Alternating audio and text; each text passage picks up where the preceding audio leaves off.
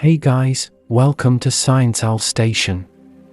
Today we're drifting into something ancient, something quietly powerful, a soft green glow that has been sleeping inside the earth long before the first stories were ever told. Tonight, we're exploring emeralds, not as jewelry, not as luxury, but as time travelers, as memories, as stones that seem to breathe when the light touches them just right. Imagine holding a piece of the planet's dreams in your hand. Not sharp like a diamond, not loud, but calm, deep, green in a way that feels alive. Emeralds have always been described this way, as stones that don't just reflect light, but absorb it, as if listening. So before you get comfortable, take a moment to like the video and subscribe, but only if you genuinely enjoy what I do here. And if you feel like it, tell me in the comments where you're listening from tonight, and what time it is where you are. Somewhere quiet? Somewhere familiar? Somewhere in between? Emeralds are a variety of beryl, but that definition barely scratches the surface. What truly defines an emerald is not chemistry, it's color. A very specific green. Not forest green. Not neon. But something balanced, like leaves after rain. This color comes from trace elements, chromium, sometimes vanadium, tiny imperfections that turn ordinary crystal into something almost emotional. And that's the first quiet truth about emeralds: their beauty exists because of imperfection. Without those foreign elements, emeralds would be colorless, invisible, forgotten. Across civilizations, emeralds were never treated as simple stones. They were believed to grow inside the earth like living things. Ancient writers claimed they matured slowly, fed by underground waters and planetary forces. Some even believed emeralds could age and grow tired, just like people. To early humans, green was the color of survival, of plants returning after winter, of life pushing back against death. So when a stone appeared in that same color, permanent, unwithering, it felt supernatural. A promise carved into crystal. In many cultures, emeralds were associated with sight. Not just physical vision, but inner seeing. Romans believed emeralds could rest tired eyes. Medieval scholars claimed they sharpened memory. Others said they revealed truth and shattered illusions. One ancient belief suggested that emeralds would crack if their owner was dishonest. Another claimed they could calm storms or quiet a troubled mind. Whether true or not, these stories tell us something important: emeralds were trusted. They were companions, not decorations. Unlike diamonds, emeralds were rarely cut to maximize brilliance. Early cutters tried to preserve the stone's soul. Too much cutting was seen as harm. Even today, the classic emerald cut exists not for sparkle, but for protection. Wide steps, soft corners, a shape designed to let the stone breathe. And perhaps that's why emeralds feel different when you look at them. There's depth there. Tiny fractures, wisps, internal landscapes that gemologists call jardin, French for garden. We'll return to those gardens soon. But for now, just notice how emeralds invite stillness. They don't demand attention. They reward patience. Wherever you are, let the world slow down for a while, soften your gaze, let the hum of life around you fade, and gently drift with us into tonight's quiet exploration. Long before emeralds ever touched human skin, before they were named, traded, or worshipped, they were already waiting. Deep inside the earth, far beyond sunlight, beyond forests and oceans, these green crystals began their slow existence in silence. Emeralds do not form easily. In fact, their very existence is almost an accident of geology. They require a rare meeting of elements that usually stay far apart. Beryllium, the backbone of emerald, is born in one kind of geological environment. Chromium and vanadium, the elements that give emerald its green soul, typically form somewhere else entirely. For an emerald to exist, these incompatible worlds must collide. This collision happens slowly, under immense pressure, inside fractured rocks where ancient fluids move like hidden rivers. These mineral-rich fluids carry trace elements through cracks in the Earth's crust, seeping into pockets where crystals are growing. Over millions of years, atom by atom, emeralds begin to assemble themselves. Temperature matters. Pressure matters. Time matters most of all. Too much heat, and the crystal dissolves. Too little, and it never forms. Emeralds live on a razor's edge of geological conditions, which is one reason they are so rare. And while diamonds crystallize in near-perfect symmetry, emeralds grow in more chaotic environments. Their surroundings are unstable, constantly shifting.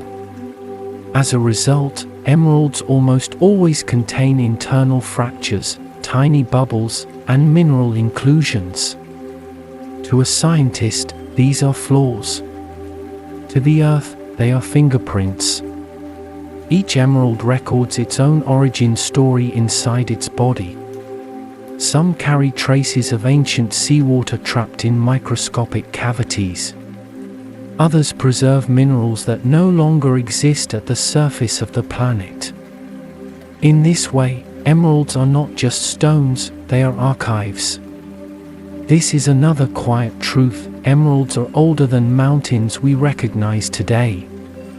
Older than most forests. Older than most species. When you hold one, you are touching something that has already survived continental drift, mass extinctions, and the slow rearranging of the planet itself. Ancient cultures sensed this age intuitively. Without microscopes or chemistry, they believed emeralds were grown by the earth like underground plants. Some myths describe emerald veins as roots of a hidden green world beneath the surface. Others claimed emeralds were tears of the earth, crystallized over time. Even today, geologists are often surprised by where emeralds appear. Unlike diamonds, they are not confined to a single type of rock. They can emerge in schists, limestones, or hydrothermal veins, each environment shaping the crystal differently. This variety explains why emeralds from different regions feel distinct. Emeralds from some areas appear cooler in tone, slightly bluish. Others glow warmer, almost yellow-green. These differences are subtle, but unmistakable to trained eyes. It's as if each region lends the stone a personality, shaped by the deep rhythms of that land. And yet, despite all this science, emerald formation still carries mystery. We can replicate conditions in laboratories, but natural emeralds retain something synthetic ones struggle to imitate: complexity, disorder, quiet history. They are not hurried creations. They are not efficient.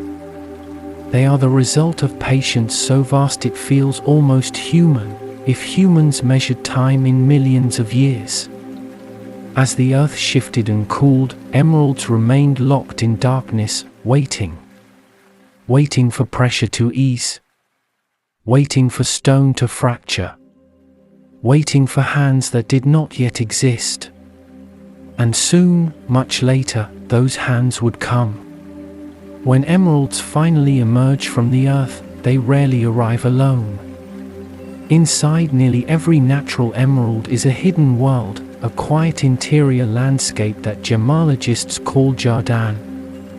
The word is French for garden, and once you know what to look for, the name feels perfectly chosen. Unlike diamonds, whose value often depends on near total internal purity, emeralds are expected to carry signs of their past. Threads, wisps, tiny fractures, mineral crystals, and liquid-filled cavities drift through them like vines, roots, and morning mist. These features are not accidents of cutting. They were born with the stone, sealed inside during its long sleep underground. To the naked eye, a jardin may look like soft clouds or fine lines. Under magnification, it becomes something else entirely, a miniature ecosystem frozen in time. Some inclusions resemble moss. Others look like fingerprints pressed gently into crystal. A few even trap microscopic bubbles of ancient fluid, sometimes containing salt crystals that formed millions of years ago. This is one of the most important truths about emeralds: their imperfections are proof of life. In the gem world, emeralds are one of the few stones where inclusions can increase value rather than diminish it. A perfectly clean emerald is often viewed with suspicion, assumed to be synthetic or heavily treated. Natural emeralds tell their story openly. They don't hide where they've been. Ancient cultures didn't need microscopes to sense this. They believed emeralds carried memories, that the lines inside them were paths of energy or records of the earth's breath.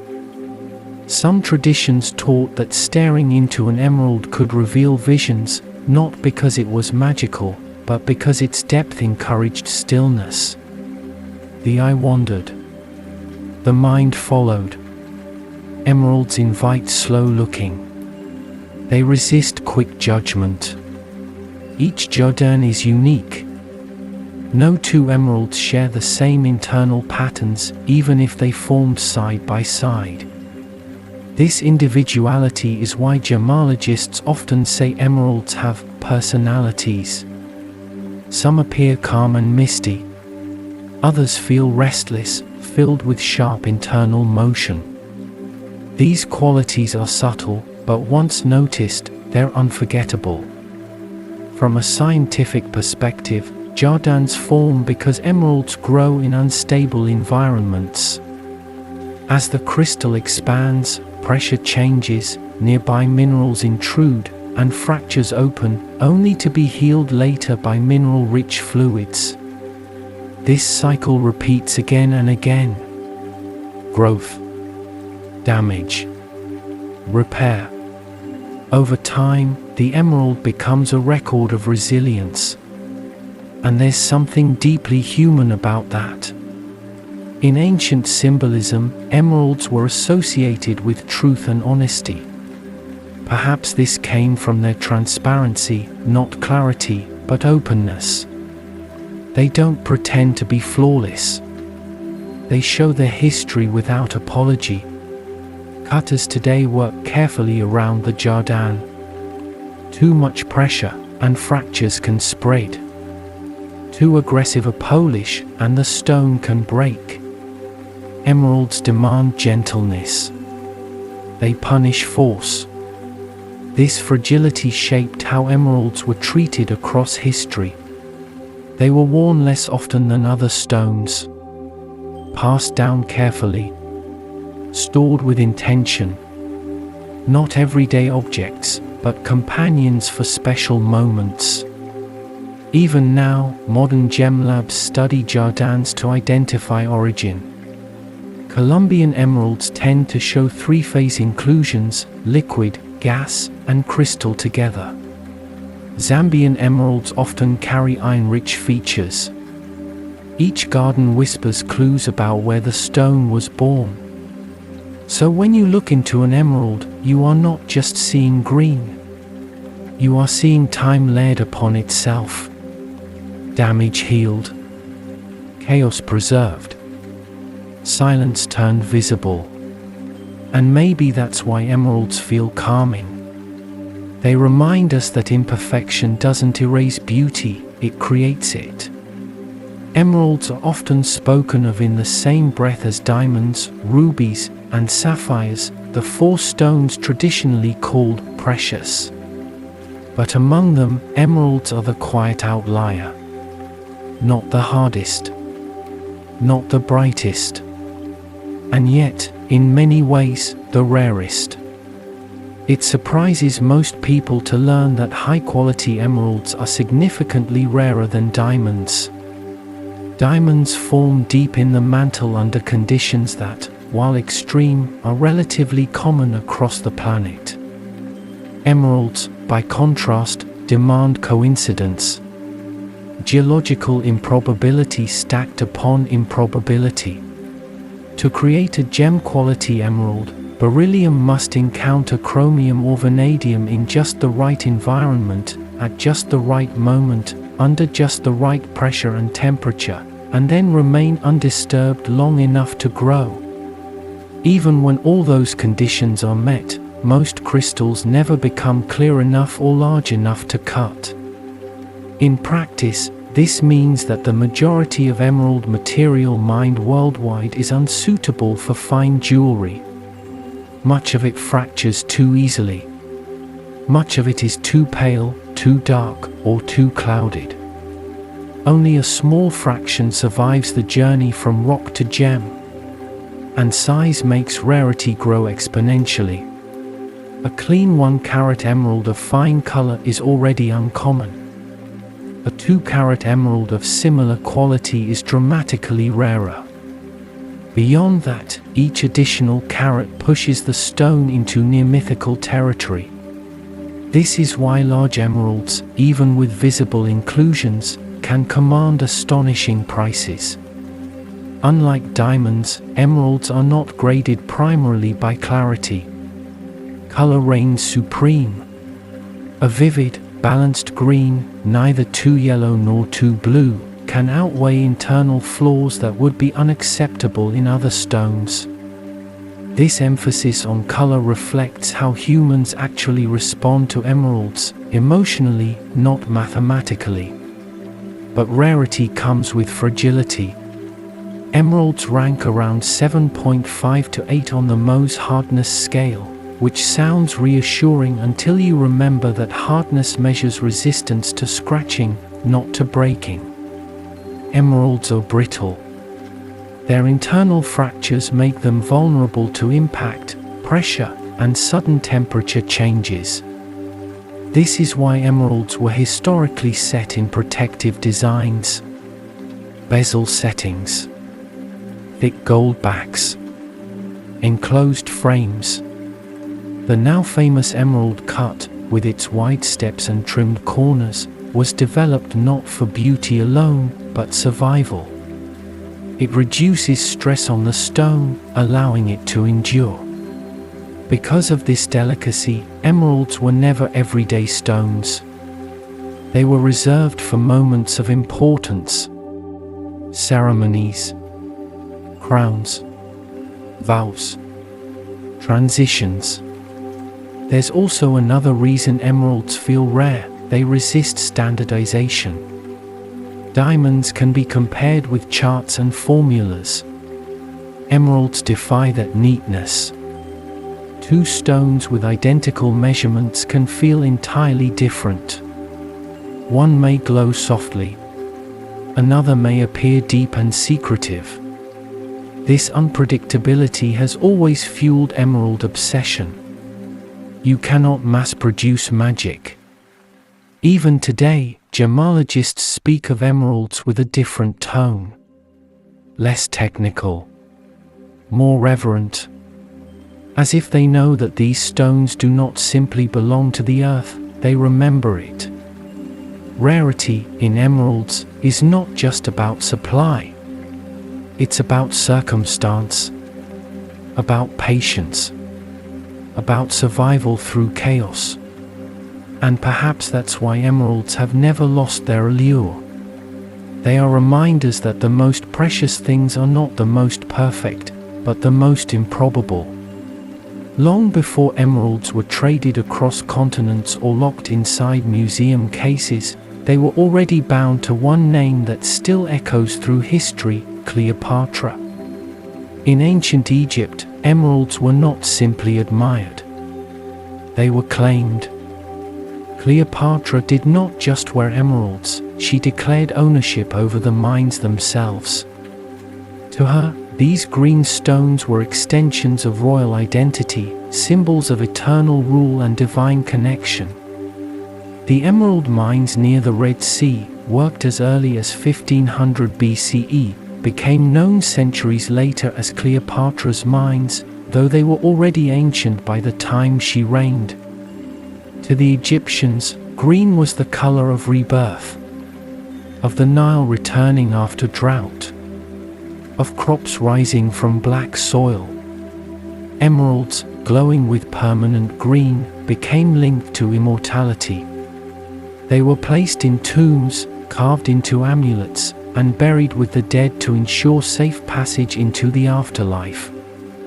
Cleopatra understood the language of symbols. When she gifted emeralds to foreign dignitaries, she often had them engraved with her own likeness. This was not vanity alone. It was a political statement, a reminder that power, like emerald, was rare and enduring. Emeralds also played a role in Egyptian cosmology. They were associated with Isis, goddess of life, magic, and healing. Some priests believed emeralds carried protective energy, capable of warding off illness and deception. Others claimed the stone sharpened insight, that those who gazed into emeralds could see beyond surface truth. One legend suggests Cleopatra used polished emeralds as primitive mirrors, believing the stone enhanced perception and preserved youth. Another claims she drank elixirs infused with emerald powder, a dangerous practice by modern standards, but one rooted in the belief that the stone's essence could be absorbed by the body. Whether these stories are literal or symbolic matters less than what they reveal. Emeralds were not ornaments. They were tools of identity, authority, and belief. When Roman forces later absorbed Egypt, they carried emerald obsession with them. Pliny the Elder wrote that no color rested the eyes better than green, and that emeralds were unrivaled in this effect. Roman lapidaries prized them not for sparkle, but for calm. Through Cleopatra, emeralds gained something new, glamour fused with mysticism. A stone that had already been sacred became seductive, powerful, personal. Even after her death, emeralds retained her shadow. Medieval texts still referenced Egyptian green stones as artifacts of lost wisdom. Alchemists sought them. Kings desired them. Scholars wrote about them with awe. And so emeralds moved forward through history carrying more than mineral value. They carried the memory of a queen who understood that true power does not shout. It glows quietly and lasts. Across the ocean, far from the deserts of Egypt, emeralds found an entirely different kind of reverence. In the high mountains and deep jungles of the Americas, long before European contact, emeralds were not owned, they were honored. For the Inca, emeralds were living beings. Not symbols of gods, but manifestations of them. Large emerald crystals were never cut or shaped. They were left whole, placed in temples, and surrounded with offerings. Smaller emeralds were brought as gifts, laid at the feet of these greater stones like children returning home. To the Inca worldview, the earth was alive. Mountains had spirits. Rivers had memory.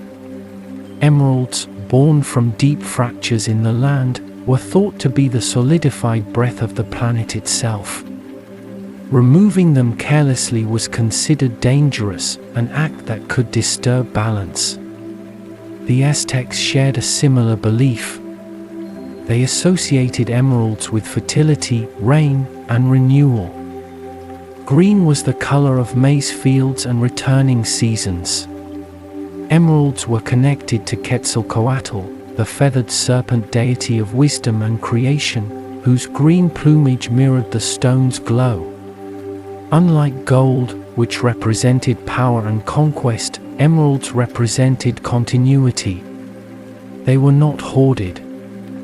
They were used sparingly, ceremonially, often hidden away rather than displayed. Their value was spiritual first, material second. Spanish conquistadors misunderstood this completely.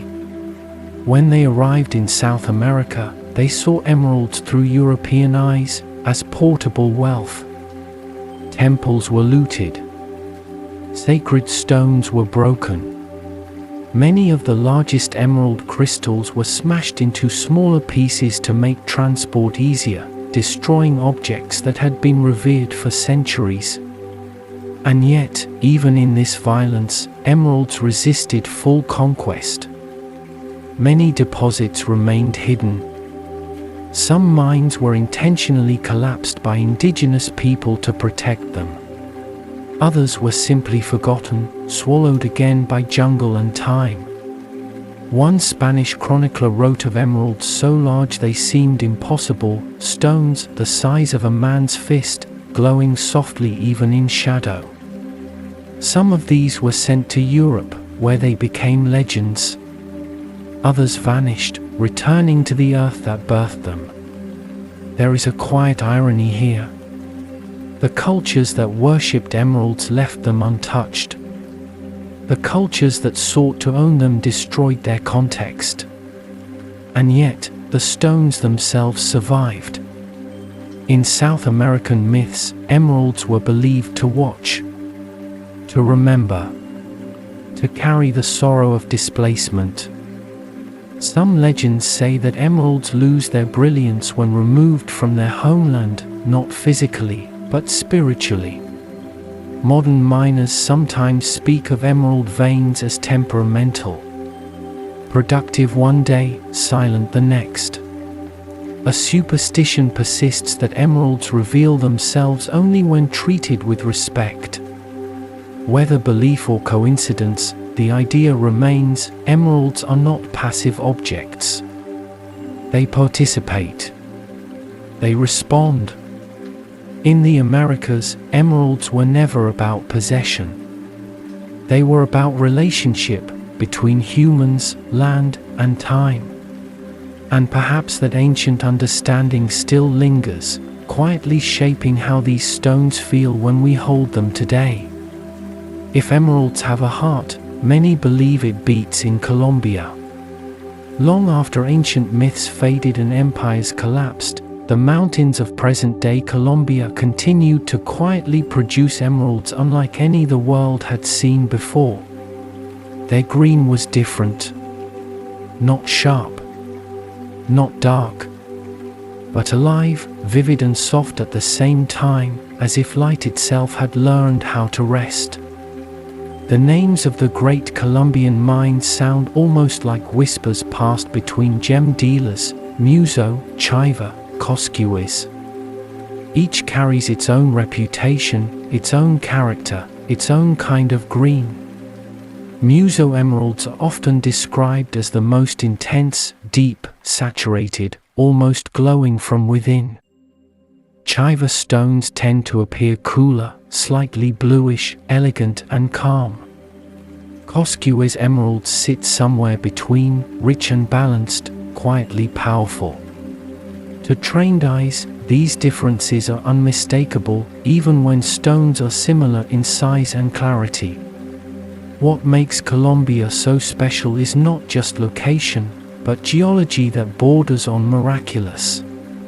Unlike many emerald deposits around the world, Colombian emeralds form in sedimentary rocks rather than igneous ones. This rare environment allows beryllium to meet chromium under gentler conditions, producing stones with extraordinary color but comparatively fewer iron impurities. This is why Colombian emeralds often appear brighter and purer in hue. Iron darkens green. Colombia has less of it. The result is a green that feels open, luminous rather than heavy. For centuries, these stones moved quietly through global trade routes. Spanish ships carried them to Europe, where they entered royal collections and church treasuries. From there, emeralds traveled east, finding their way into Mughal courts and Ottoman vaults. Each journey added another layer of story. But life around the mines was never simple. Emerald mining in Colombia has long balanced between devotion and danger. The terrain is steep, unstable, wrapped in mist and rain. For generations, miners, often families working the same land for centuries, learned to read the rock like language. A subtle color change, a fracture line, a sound when struck. There's a tradition in Colombian emerald culture that stones are revealed, not taken. Miners speak of listening to the mountain, of knowing when to stop, of walking away empty-handed some days without frustration, believing the earth decides when to give. Even in modern times, emerald mining retains an almost ritual quality. Despite technology, much work is still done by hand. The risk of collapse is real, the reward uncertain. But when a crystal appears, whole, green, quietly glowing in the dark, time seems to pause. Some miners say emeralds choose their finder. Others claim certain people are simply lucky, though luck here feels less like chance and more like alignment. Colombian emeralds have become the standard against which all others are measured. Not because they are flawless, but because they feel complete, balanced, alive. And perhaps that is why, when people speak of emeralds with reverence rather than admiration, they are often thinking, consciously or not, of these mountains, these stones, this green. Long before emeralds were set into crowns or locked inside vaults, they lived in stories, especially stories of love. In the ancient Mediterranean world, emeralds were linked to Venus, the Roman goddess of love, beauty, and fertility. To the Greeks, she was Aphrodite, born from sea foam, radiating desire and creative force. Emeralds, with their soft green glow, became her stone, not fiery like passion, but steady like devotion. Green was the color of growth, of bodies healing, of unions becoming something new. Emeralds were believed to strengthen bonds between lovers, calm jealousy, and restore trust when it had been shaken. Some traditions even claimed that emeralds could reveal infidelity by losing their brilliance, a belief that says more about human anxiety than mineral behavior, but reveals how emotionally invested people were in these stones. In Roman times, emeralds were often exchanged as tokens of commitment rather than wealth. Pliny the Elder wrote that no gemstone was easier on the eyes, suggesting emeralds brought rest not only to vision, but to the heart. Lovers were said to gift emeralds to soothe anger, soften words, and encourage harmony. There is something telling about this association. Unlike rubies, which burn, unlike diamonds, which dazzle, emeralds do not demand. They invite. In ancient wedding rituals, emeralds symbolized fertility and continuity. They were believed to bless unions with patience rather than intensity, endurance rather than excitement. In this way, emeralds were seen as stones of lasting love, not fleeting desire. Across cultures, emeralds also became symbols of feminine wisdom. They were linked to goddesses, healers, and midwives. In some myths, emeralds were said to form where the earth's love was strongest, places where life had endured hardship and still returned. Even in medieval Europe, emeralds retained this gentle power. They were thought to protect chastity, calm emotional storms, and reconcile broken relationships. Some healers recommended emeralds for those suffering grief, claiming the stone helped the heart remember how to beat softly again. What makes this especially interesting is how consistent the symbolism remains across time and geography. Love, balance, renewal. These themes repeat again and again, suggesting emeralds touched something universal in human perception. Perhaps it's the color itself. Green sits between warm and cool, between fire and water. It doesn't overwhelm, it steadies. Or perhaps it's the way emeralds hold light, not scattering it wildly, but letting it sink inward, creating depth rather than sparkle. A visual metaphor for relationships that grow deeper rather than louder. Even today, emerald engagement rings are chosen not for trend, but meaning. For people who value connection over display, substance over spectacle. In love, as in emeralds, what lasts is rarely perfect, but it is patient. As emeralds traveled through time, they carried their quiet power into sacred spaces, temples, manuscripts, and texts meant to explain the universe itself. In these settings, emeralds were no longer symbols of love or royalty, but of understanding, of insight, of connection between the human mind and something greater. In the Hebrew Bible, emeralds appear among the stones of the high priest's breastplate, a sacred object believed to hold divine guidance. Each stone represented a tribe, a voice, a fragment of spiritual order. Emeralds, with their calming green, were associated with clarity of judgment and moral vision. They were thought to help the wearer see truth without distortion. Later Christian texts continued this symbolism. In the Book of Revelation, emerald is described as part of the heavenly vision, a green rainbow encircling the throne of God. This is a striking image. A rainbow, usually fleeting, rendered permanent in emerald. Stability replacing chaos.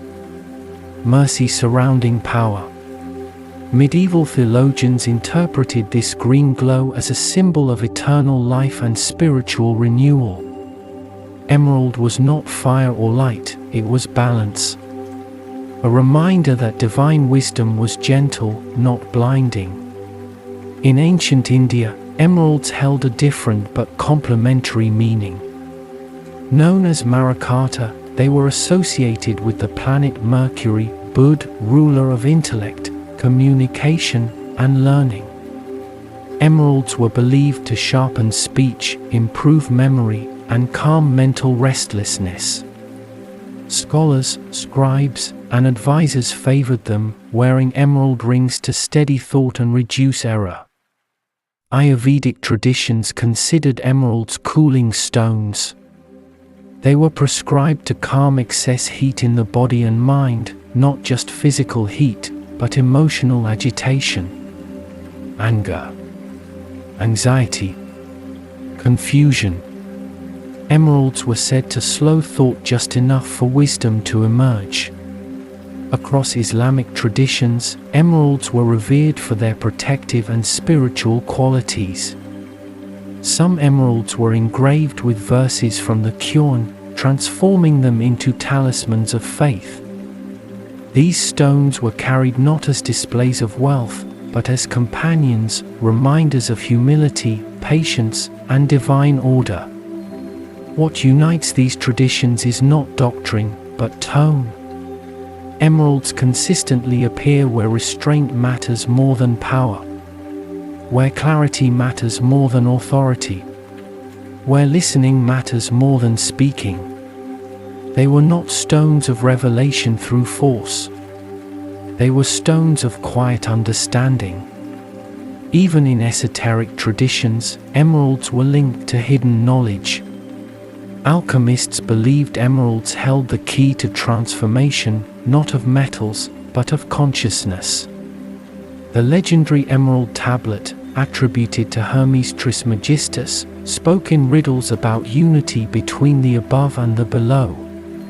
Whether literal or symbolic, the name itself reveals how deeply emeralds were tied to ideas of wisdom and cosmic order. In sacred contexts, emeralds were not meant to impress. They were meant to guide. And perhaps that is why, across cultures, they were placed close to the heart and close to the mind. As emeralds moved from temples into palaces, their meaning shifted again, not away from power, but deeper into it. In royal courts across Europe, the Middle East, and Asia, emeralds became more than adornment. They became statements. Quiet ones. Dangerous ones. Unlike diamonds, which announce wealth instantly, emeralds require knowledge. To recognize a great emerald is to belong to a certain circle. Kings and queens understood this. Emeralds were worn not to impress crowds, but to signal authority to those who knew how to look. In medieval Europe, emeralds appeared in crowns, reliquaries, and royal rings. They were believed to grant wisdom in governance, a stone suited not to warriors, but to rulers who judged, negotiated, and commanded from thrones. Some monarchs wore emeralds during court hearings, believing the stone encouraged fairness and foresight. The British Royal Collections contain some of the world's most famous emerald pieces. Over generations, emeralds were reset, repurposed, and passed down, not discarded, but transformed. This continuity mattered. Emeralds were seen as stones that aged gracefully, carrying legacy rather than novelty. In Persia and later Iran, emeralds held immense symbolic weight. Shahs adorned themselves with emerald-encrusted daggers, belts, and crowns. Green was sacred in Islamic culture, associated with paradise and divine favor. Emeralds, therefore, were not merely luxurious, they were spiritually charged. The Mughal emperors of India took this reverence even further. They commissioned massive emeralds engraved with prayers, names, and dates. These stones were not for brilliance. They were polished smooth, treated like jade, surfaces meant to be touched, read, and contemplated. Some of these Mughal emeralds still exist today, bearing inscriptions worn soft by centuries of handling. Emeralds also functioned as political instruments. They were exchanged as diplomatic gifts between empires, signaling trust, alliance, and respect. A gifted emerald was not easily forgotten. It carried obligation, memory, meaning. In the Ottoman Empire, emeralds adorned turbans and ceremonial weapons. They symbolized sovereignty tempered by restraint, power that did not need to shout. Emerald green appeared in court textiles, architecture, and manuscripts, reinforcing the stone's presence not just as jewelry, but as atmosphere. Across cultures, one theme remained constant: emeralds were worn by those who ruled through continuity rather than conquest. They represented stability, patience, and control, the slow authority of those who expected their reign to last. Even when empires fell, emeralds endured. They passed from dynasty to dynasty, from vault to vault, surviving revolutions that erased names and borders. In this way, emeralds outlived the power they once symbolized. And perhaps that is the final irony of royal emeralds: the stone remains long after the crown is gone. Long before emeralds were measured in carats or locked behind glass, they were held against the body. Not to display wealth, but to restore balance. In ancient healing traditions, emeralds were considered stones of the heart, both physically and symbolically. Physicians in early Greece and Rome believed emeralds could strengthen the heart, calm irregular rhythms, and soothe inflammation. Some recommended placing emeralds on the chest during rest, allowing their cool green energy to settle the body. Eyes were another focus. Emeralds were thought to relieve eye strain, especially for scholars, scribes, and watchmen who spent long hours reading by candlelight. Pliny the Elder famously wrote that emeralds refreshed vision simply by being looked at, an idea that may seem mystical, but reflects the calming psychological effect of the color green itself. In medieval medicine, emeralds were used as protective stones. They were believed to guard against poison, infection, and even epilepsy. Some healers powdered emeralds and mixed them into tonics, a practice we now know was ineffective and dangerous, but which reveals how deeply people trusted the stone's essence. What's striking is that emerald healing was rarely aggressive. Unlike stones associated with fire or strength, emeralds were prescribed for gentleness, for calming fevers, for easing anxiety, for helping the body return to its natural rhythm. In Ayurvedic systems, emeralds were described as cooling stones. They were thought to reduce excess heat in the body, not just physical heat, but emotional heat, anger, agitation, restlessness. Emeralds were recommended for those who overthought, overworked, or carried too much mental noise. Chinese traditions also valued green stones for harmony. Though jade held primary importance, emeralds were sometimes grouped with stones that supported liver health and emotional balance, organs and states associated with flow rather than force. In more spiritual interpretations, emeralds were said to heal grief, to help the heart release what it was holding too tightly. Some traditions suggested emeralds allowed pain to pass through rather than remain trapped. A stone not of forgetting, but of softening. Modern crystal healing continues these associations. Emeralds are linked to emotional resilience, compassion, and inner calm. They are said to encourage honest communication, not sharp truth, but gentle clarity. Whether one believes in energetic properties or not, the symbolism remains remarkably consistent. Green calms the nervous system. It slows the breath. It signals safety. Perhaps emeralds were never healing because of magic alone, but because they reminded people how to rest, how to breathe, how to let the body return to equilibrium. In a world that once moved more slowly, emeralds became companions for patience. And maybe they still are. Beyond healing, emeralds were believed to protect.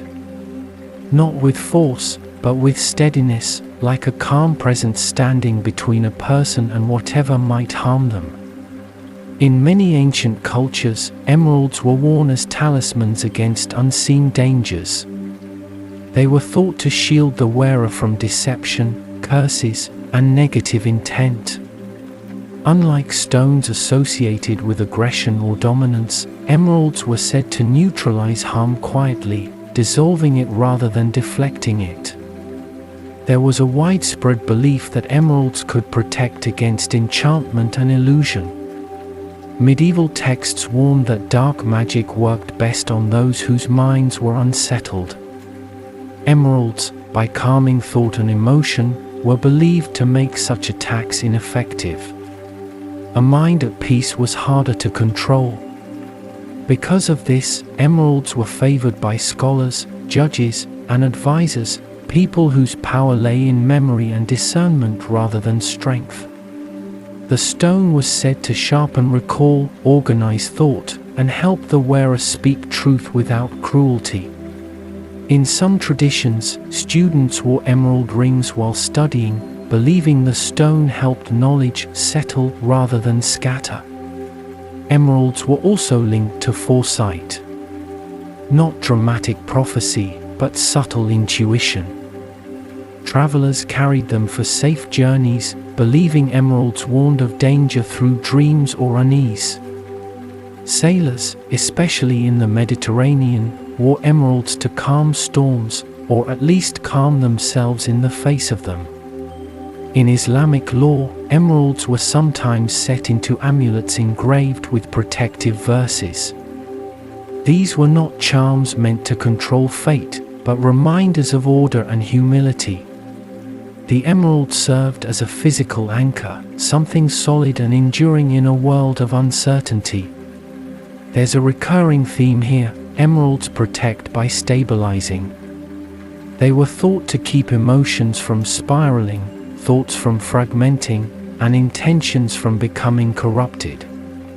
In this way, emeralds guarded the inner world first, and trusted that the outer world would follow. Modern interpretations place emeralds in the realm of emotional boundaries. They are said to help people remain open without becoming overwhelmed. Compassion without self-erasure. Strength without hardness. Whether seen as mystical or symbolic, the role emeralds played was clear. They were not shields raised in battle. They were stones held close, against the skin, near the heart, quietly reinforcing the self. Protection, in the emerald tradition, was never about dominance. It was about balance. Emeralds have always lived close to the world of dreams. Across cultures, to dream of an emerald was rarely considered random.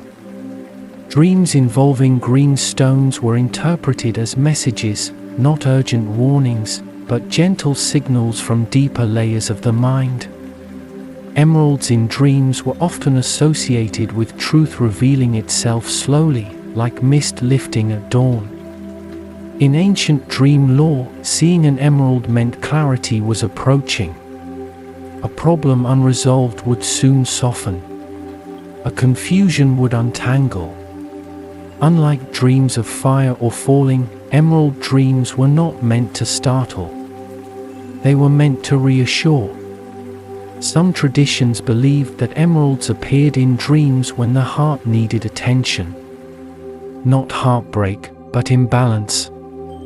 Too much restraint. Too much holding back.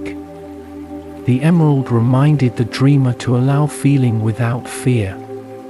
Others interpreted emerald dreams as signs of growth. New beginnings that required patience. Projects not yet visible, but quietly forming beneath the surface, much like the stone itself inside the earth. In prophetic traditions, emeralds were used not to predict dramatic events, but to sharpen intuition.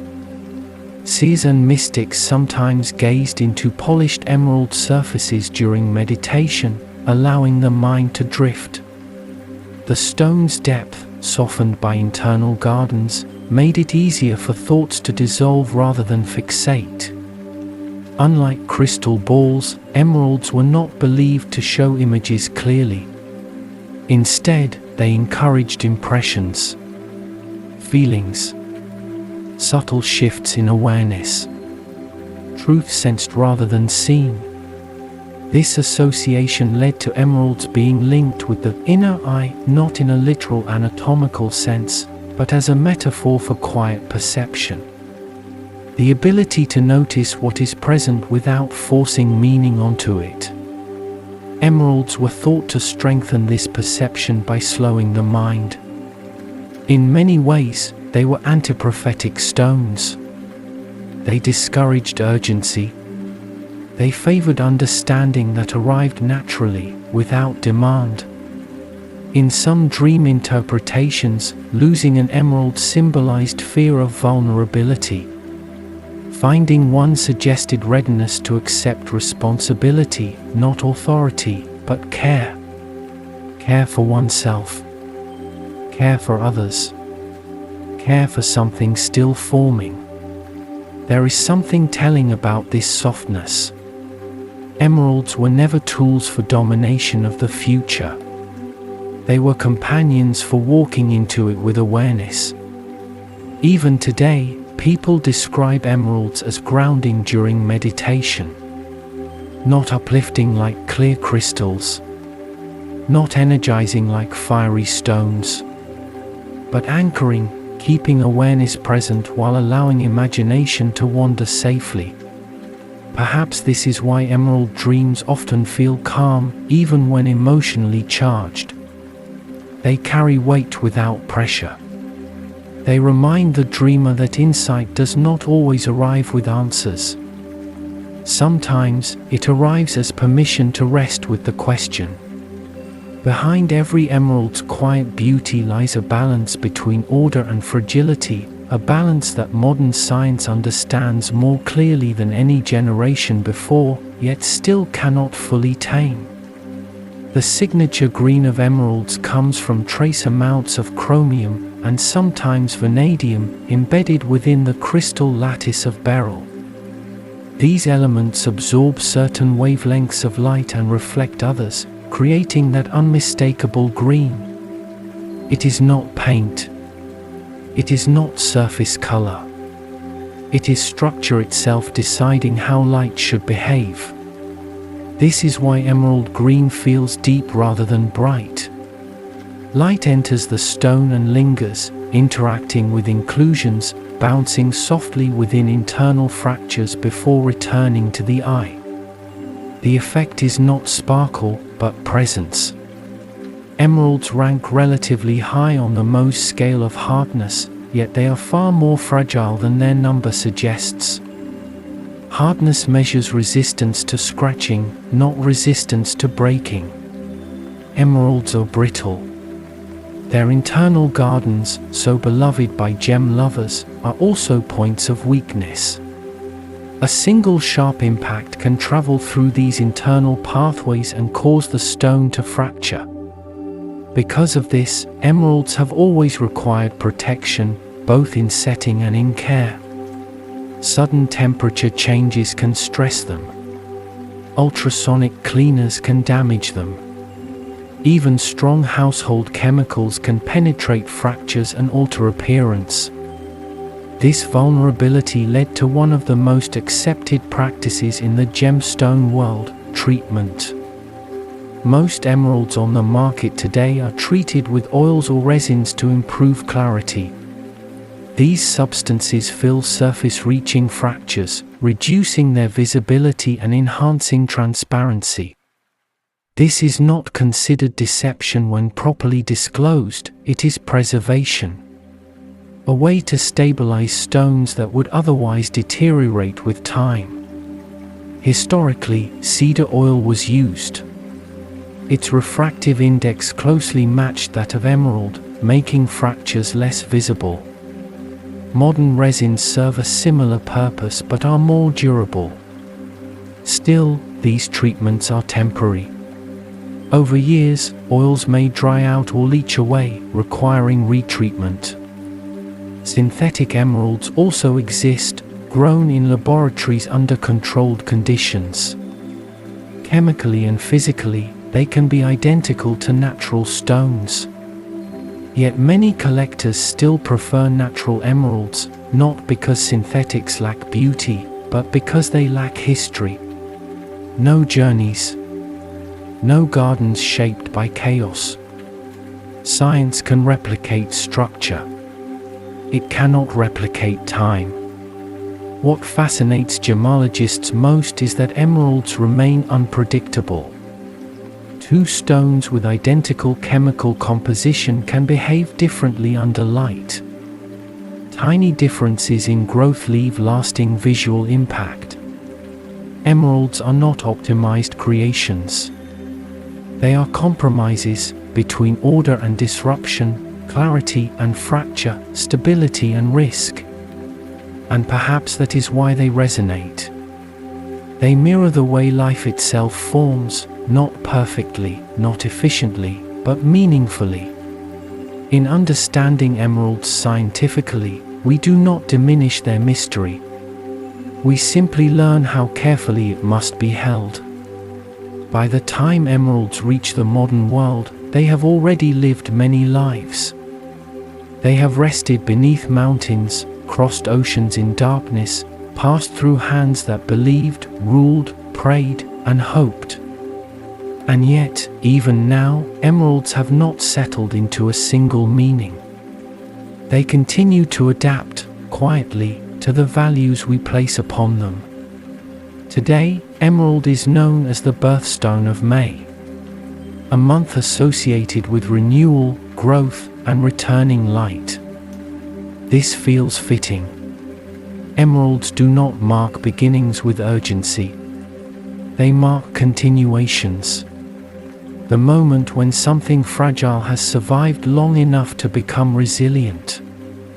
Emeralds are also traditional gifts for the 20th and 35th wedding anniversaries. Not the first. Not the loud milestones. But the ones that come after endurance has already been proven. In this context, emeralds symbolize love that has softened without weakening, love that knows where it has cracked, and remains anyway. Modern jewelers still struggle with emeralds. They cannot be rushed. They resist aggressive cutting. They demand thoughtful setting and careful wear. Even now, emeralds teach patience to those who work with them. Some of the most famous emeralds in history remain uncaptured by fame alone. The Mughal emeralds, engraved with sacred texts. The Patricia emerald, left uncut to honor its natural form. Collections scattered across museums and vaults, each stone carrying stories too large to display fully. What unites all of them is not perfection, but persistence. Emeralds endure because they accept their fractures. They do not erase them. They hold them as part of their structure. Their beauty emerges not despite their history, but because of it. Perhaps this is why emeralds continue to fascinate long after trends fade. They offer an alternative to brilliance. An idea that value can be quiet. That strength can be gentle. That time leaves marks, and those marks matter. As we come to the end of this journey, the emerald's green glow does not fade. It simply retreats inward, like light at dusk. Still present. Still alive. Just less demanding. And now, let the story slow. Let the images soften. Picture the emerald not as a stone, but as a deep green calm, resting in the dark earth once more. The pressure gone. The noise gone. Only time remaining. Your breath steadies. Your thoughts loosen. The world grows quieter. You don't need to remember every fact. You don't need to hold every image. Like emeralds themselves, what matters will remain, quietly, beneath the surface. Let the rest drift away. The green light dims now, becoming softer, slower, almost weightless. Imagine it sinking gently back into the earth, settling into stone, where nothing needs to happen and nothing is expected. Your breathing finds its own rhythm. Inhale and release. The edges of the world blur slightly, not disappearing, just losing importance. Thoughts come and pass, without asking for attention. Emeralds spent millions of years waiting without urgency. There was no hurry. No pressure to arrive anywhere. And tonight, you are allowed the same stillness. Let your mind wander gently, not forward, not backward, just here, resting. If images appear, let them fade naturally. If silence arrives, welcome it. There is nothing you need to solve, nothing you need to understand, only rest. The green becomes darker now, deeper, like a forest at night. Safe. Enclosing. Familiar. You are held by the quiet. And as the story settles into the dark, allow yourself to drift with it, slowly, peacefully, into sleep.